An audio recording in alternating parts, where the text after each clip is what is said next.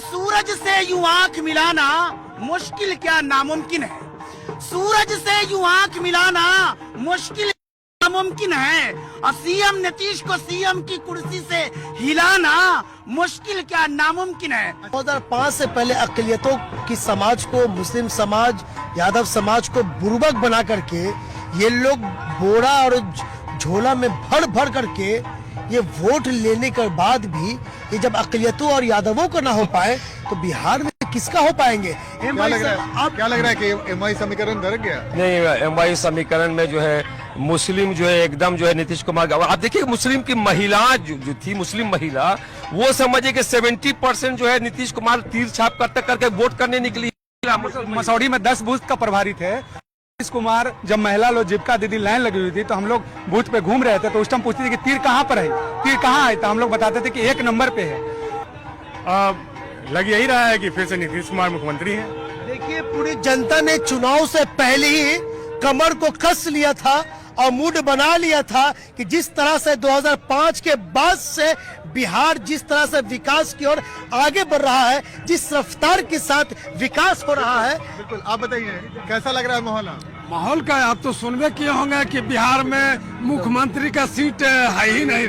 हाँ, नीतीश कुमार को छोड़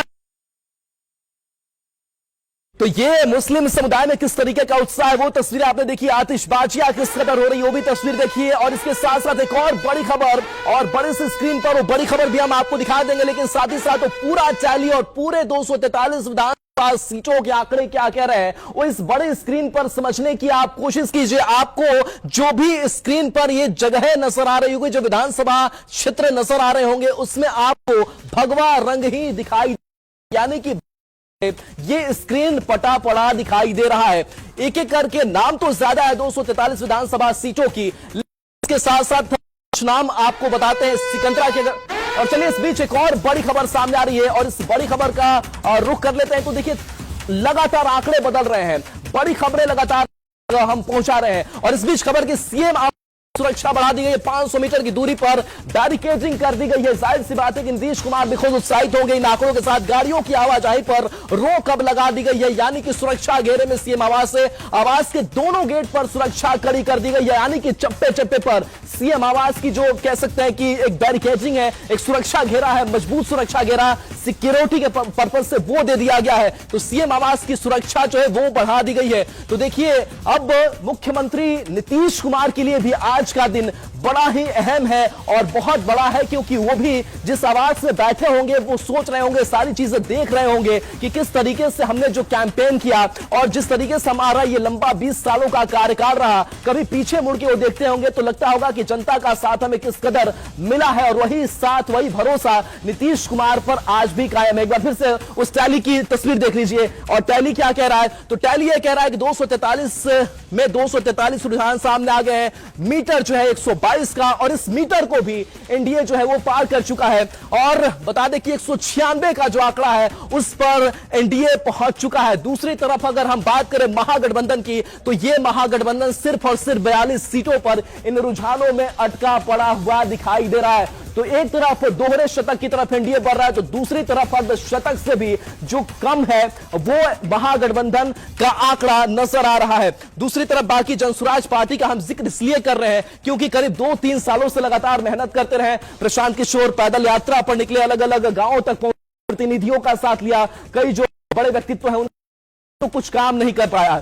अब देखिए एक बार फिर से उन सीटों पर नजर डालिए। बरौली जो एनडीए के खाते में गई है, आरा की बात करें, बेगूसराय, बिस्फी, कुशेश्वर स्थान, एकमा की अगर बात करें, छपरा की ये सीट है, इसके साथ साथ अरवल, बरारी, कुटुंबा, ये सब सीटें हैं जिस पर आपको एनडीए खेमा का दबदबा दिखाई दे रहा होगा। दूसरी तरफ अगर बात करें, कुछ ऐसी भी तस्वीरें हैं और कुछ ऐसी भी सीटें हैं जहां पर महागठबंधन अभी आगे चलता हुआ दिखाई दे रहा है। तो देखिए महागठबंधन की अगर बात करें तो बिस्फी, चिरैया, सुरसंड, ये हमें काफी गैप मिल रहा है उस नामों को पढ़ने में। लेकिन अगर हम दूसरी तरफ एनडीए खेमे की बात करें तो तो ये लंबी लिस्ट जो है वो पूरी की पूरी नजर आ रही है। बड़ी खबर इस बीच सामने आ रही है और बड़ी खबर कि आज शाम बीजेपी मुख्यालय पीएम मोदी जा सकते हैं, यानी कि प्रधानमंत्री नरेंद्र को भी बड़ा भरोसा इन रुझानों के बीच हो चुका है कि शाम 7 बजे बीजेपी मुख्यालय प्रधानमंत्री नरेंद्र मोदी जा सकते हैं। शाम 7 बजे प्रधानमंत्री नरेंद्र मोदी जाएंगे तो ये जब तैयारी तब होती है जब बीजेपी ये आश्वस्त हो जाती है कि आज कुछ बड़ा होने वाला है।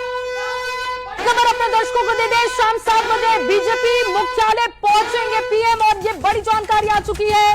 अब देखिए तैयारी शुरू कर दी गई है क्योंकि जो रुझान आ रहे हैं अब ये धीरे धीरे नतीजों में कन्वर्ट होंगे और ऐसे में देखिए आज शाम बीजेपी मुख्यालय जा सकते हैं पीएम मोदी और वहां पर वो हर बार की तरह अपने कार्यकर्ताओं को, जनता को आभार देंगे कि उन्होंने इतनी बड़ी जीत उनकी झोली में डाली है। शाम 7 बजे का समय बताया जा रहा है, बीजेपी मुख्यालय प्रधानमंत्री पहुंच सकते हैं। ये बड़ी खबर, शाम 7 बजे बीजेपी मुख्यालय प्रधानमंत्री पहुंच सकते हैं। और ये देखिए, ये हर बार चाहे लोकसभा हो या फिर विधानसभा का चुनाव हो, प्रधानमंत्री बीजेपी मुख्यालय पहुंचते हैं, वहां से संबोधन देते हैं, वो बताते हैं कि जमीन किस तरीके से उनके कार्यकर्ताओं ने जोर लगाया और ये इस बार भी होने जाने वाला है। और देखिए लगातार ये बड़ी खबर अपने दर्शकों को दे रहे हैं। शाम बीजेपी मुख्यालय प्रधानमंत्री पहुंचने वाले हैं। आज शाम 7 बजे का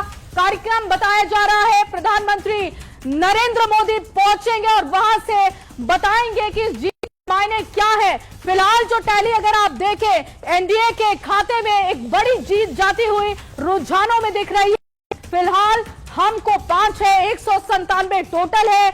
महागठबंधन की अगर आप बात करें तो 41 है और इसी तरीके से पीके को 0, अदर्स को 5 और ये टैली अभी फिलहाल बरकरार दिख रही है। और शाम 7 बजे इस बीच बड़ी खबर यह है कि शाम 7 बजे बीजेपी मुख्यालय में प्रधानमंत्री होंगे और वहां पर प्रधानमंत्री नरेंद्र मोदी बिहार में जो जीत और सबसे बड़ी बात कि बीजेपी के परफॉर्मेंस को बिहार में देखा जाए तो एक